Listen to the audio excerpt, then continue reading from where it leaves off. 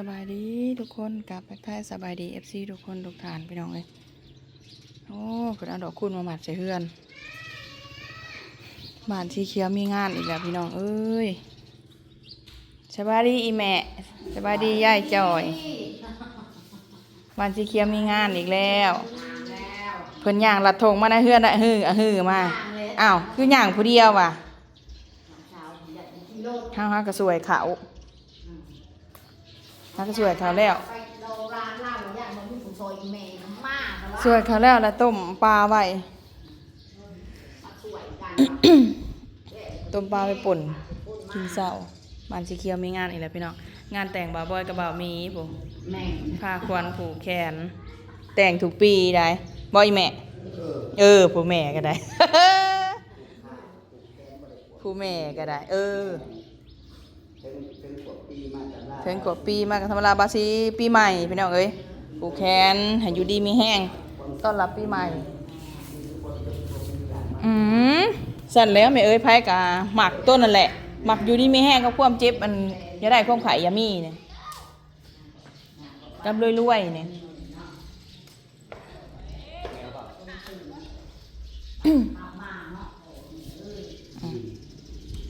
มื้อน่ะเพิ่นลัดถงมา2คนยายจ่อย2จ่อยมื้อนี้มาผู้เดียวยายจ่อยอันนี้เอื้อยแม่เบาดาวโหความเก่งน่ะอายุเท่าไรแล้ว63 64เก่งอยู่ดีไม่แห้งอะไรมันยืน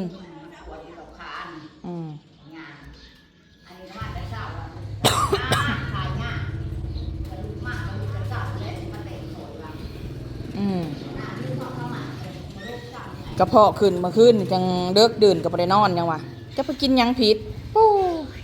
เมื่อยนะกระเพาะก็ยังสิเถาใหญ่เอ้ยนี่เป็นแล้ว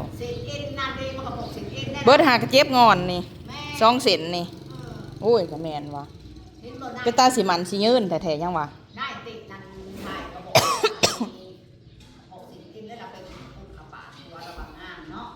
หักกินขับปุ่นนะ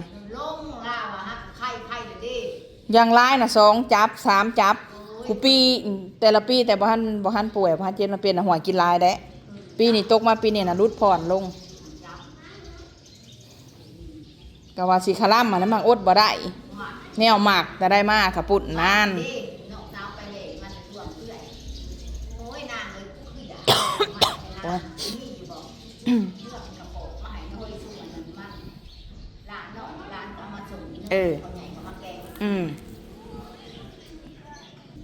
ทักทายสบายดีเด้อพี่น้อง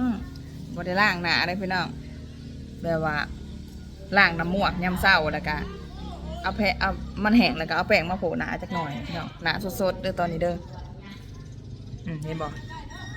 มันสีดำหมกขึกอยู่พี่น้องเลยหมดตา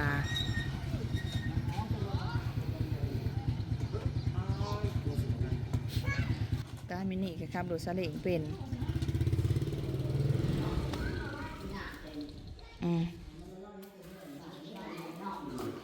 ป้า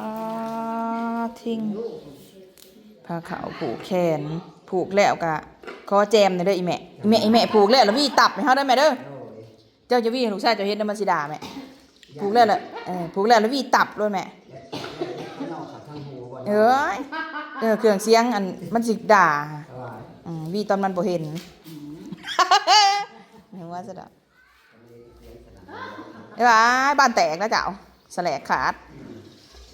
อีเมจ้าคือบ่ปลุกเอาลูกชายเจ้าคือนอนอยู่ในหันนะในตู้อุบนะมันผัดไปหิวนอนมาแต่สาย8 โมงแล้วยังบ่ลุกดีเจไซอ่ะนะฮะอยู่ไซ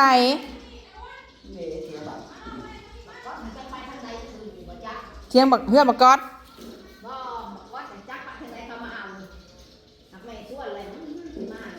เทียงไผ่เทียงเบาอีทางเวรการนี่นะขึ้นนี่นะ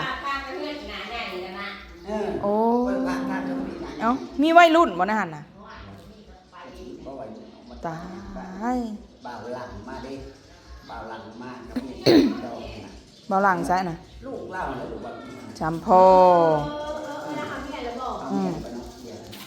หล่อบ่อยแม่ลูกชายเรา วายลูกใจเราใหญ่ชุ่ม ชื่อหลังคือกัน กดชื่อบอกคือไง ชื่อหลังคือกันบ่แม่ ใหญ่ชุ่มครับ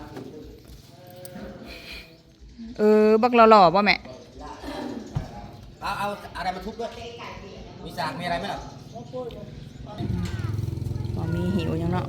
ถือมีดหิวเคียง มา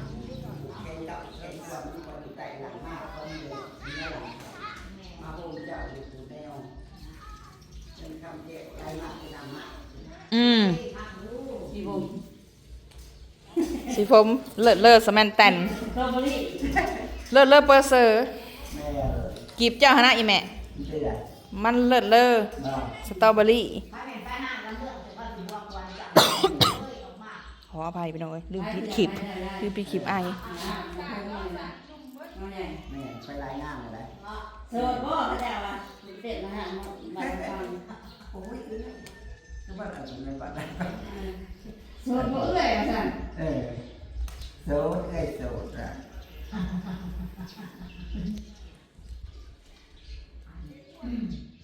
ไปแต่งหาว่าไปดูแต่ง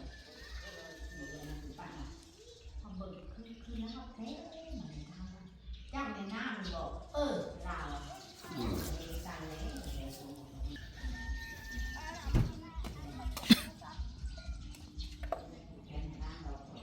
หามาเลยตีนมีแต่ขี้ดินนะคะจะเล่นแม่น่าร้อย หอบยังหน่อย ไม่ จอยเอ้ยมึงหอบยังเฮ้ยมึงหอบยังนะนี่เน่ามึง อ้าวกับพริกหน่องมากเลย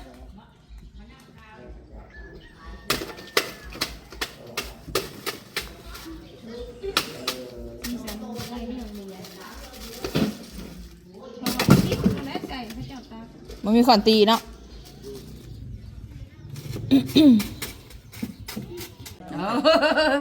น่าจะแขกมากคนมาเลย นั่งแต่ผ้าเขาแต่งผ้า สุดใหญ่ไปได้ให้พ่อเฒ่าเตรียมผ้าตัว มาชม บอกมันกี่รถจักรก็ขนาดนั้นก็เป็นพ่อกันจะพูด ขี่มากันอยู่ชั้น หน้าป้าชมบ้านแต่ มีไผอีแม่ก็มา จะขี่น้ำก้นกันไปหนังกัน สบายดีทุกคน สบายดีพี่น้องกำลังมาหอดข้าวตาย อยากหวั่มอยากไปต้าน ให้กระลูกไปตีมาขึ้นเนี่ย ที่อยู่ใส่ เปิดดีเจ ตีเชิงเที่ยงตัวน่ะ โอ้ก็ได้ยินอยู่เสียงเพลงคืออุ๊ ลูกมึงเบิ่งดูนี่เอื่อยถ่ายอันนี้นี่ลูกสบายดีแล้ว ก็อย่างมันแหละมันหากระลูก บ่ข้ามกัน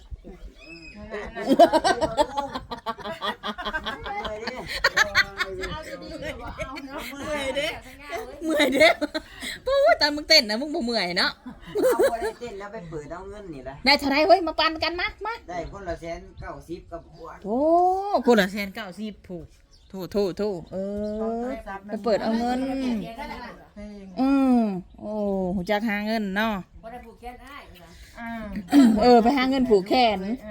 ไผเนี่ยสู้มื้อคืนนี่นะสู้ หลายคนบ่ยาว มาก้อนเทนบ่หำ จงไว้เด้อไปหาดินเด้อไว้ก็แทนอ่ะเด้อ ก้อนประหยัดไปกัน โอ้ยไปหาเงิน นั่งในรถนั่ง ในผลละ190พุ่นเกือบ300 บาท บ่ได้อ้ายนั่งในรถนำมาสั่น สู้เปิดโทรศัพท์บ่ เปิด ตู้จะตายเรา แต่พอเสียงขึบบ่ได้ยินอยู่จักอยู่ใส วางงานถ้าอีหลังหากันไปเปิดเขา